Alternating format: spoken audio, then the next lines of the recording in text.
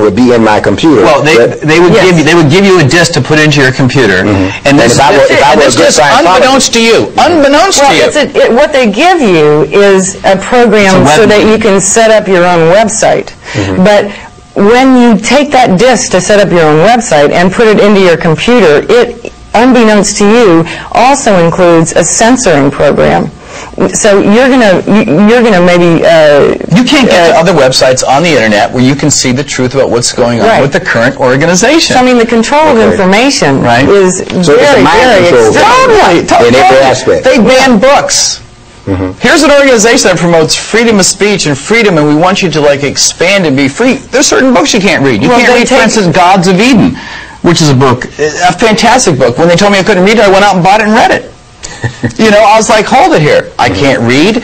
And they got it, the Church of Scientology locally, at least Flag did here in Clearwater, got very much into, in the early part of this year, promoting everyone has to get these discs on their computers, all the Scientologists. Because everybody needs to make a website. Well, hold it. Right? Not only see a website, but because more and more Scientologists are leaving the organization because they're getting onto the web, and they're seeing that this organization, the current management, has been lying to them.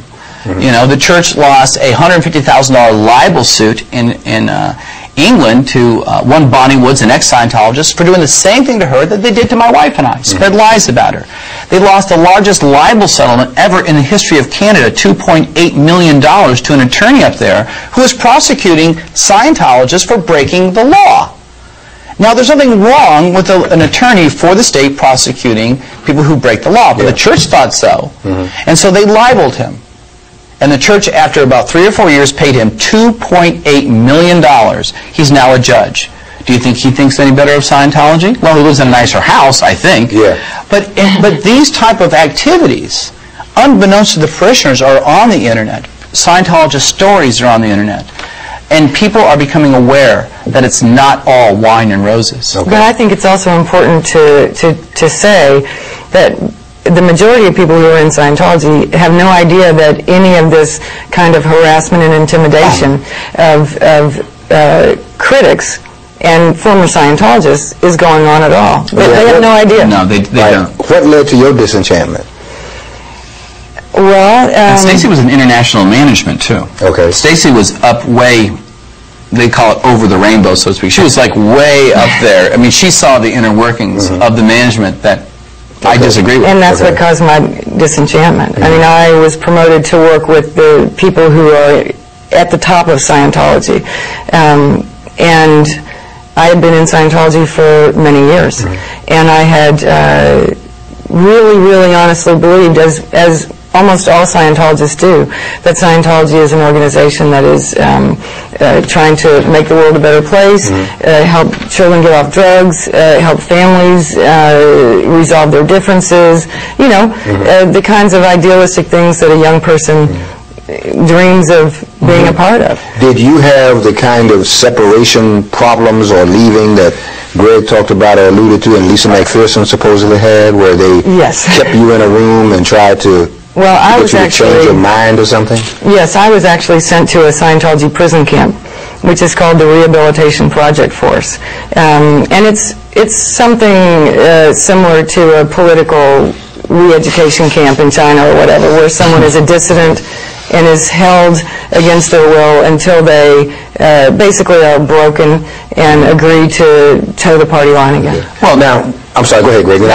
Something I want to ask you about Mary DeMoss. Well, I was in the RPF as well, in a different time period, but it's more of a camp to degrade you, to belittle you, to rebuild you.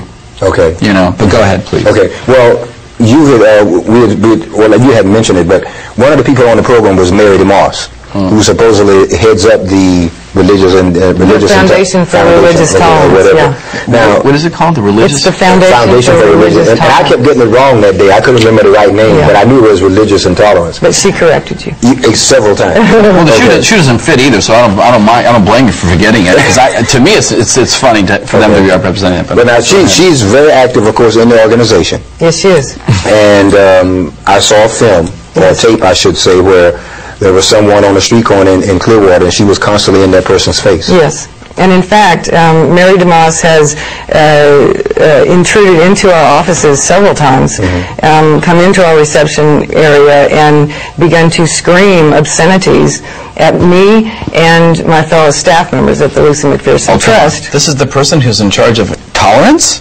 Well, I've had to call the police about it a couple of times, and it's been really very disruptive of our office. But I think that Mary DeMoss is someone who also has been indoctrinated to believe that I am an enemy of Scientology, that I am trying to destroy Scientology, and in fact that's not the case at all. Now you also showed me an enemies list or whatever that names on. Jokingly I said my name might be on there, but I was just kidding. We thought Nixon's list was long. Nixon's enemy list? Now realize we're talking about a religion here that has an enemies list. Yeah, this is nearly 50 pages long. It's a list of individuals and organizations that do not adhere specifically to the Scientology belief system. And for this, they have been labeled suppressive organizations and individuals. I just want to read you a couple of things. Short, I hope you don't mind. Very short, very short. Okay. These people, as I said, they've been labeled suppressive, and what this means is, according to a Scientology directive, by L. Ron Hubbard, the founder, that they have no rights of any kind, and actions taken against them are not punishable. They can be deprived of property or injured by any means by any Scientologist without any discipline of the Scientologists. What do you mean injured? Injured. They may be tricked, sued, or lied to, or destroyed. That's what the policy says. They can be physically hurt, injured. They can be injured financially. Look what they did to us. I mean, they basically caused my business to lose close to $200,000 in income. Now, you alluded to earlier that some people sued and won because of that. Are you and your wife planning a suit, or do you have a suit against them at this time? We are, well, to add insult to injury, we are currently suing 3 of individuals who are our closest friends, right, who are independent contractors, who are Scientologists, who are applying this fair game of like saying, well, you don't have any rights, and so we're going to steal your assets. And so we are now putting out money, and we're litigating them. Are we going to litigate with the church? Right? I can't really say at this point. No, I don't want to go into it, but I was just asking because I have to say that litigation with the church is a tough road to go down. Another directive states that the law can be used very easily to harass, and that enough harassment on somebody will generally be enough to cause the person's professional demise.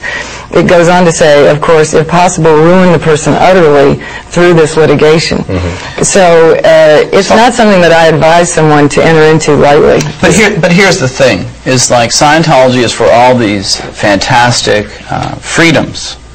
But yet if you were to stand up and say, I don't like what you're doing, you would come under the gun of these things. Just like I'm sitting here today talking publicly because I think it's time that somebody, just like Stacy and others, go, it's time that it ends. It's time that this type of harassment and this type of tomfoolery and these lies and these deceitful activities come to an end. And who else better than people who've been there? Okay, all right. That's a good point to end it on. Be out of time. To Stacy Brooks, thank you so much. Greg Barnes, thank you very much. You're welcome. I'm Sil Farrell, and this has been Pinellas Extra. And as always, we're very glad to have you. Be safe, and we'll see you next time.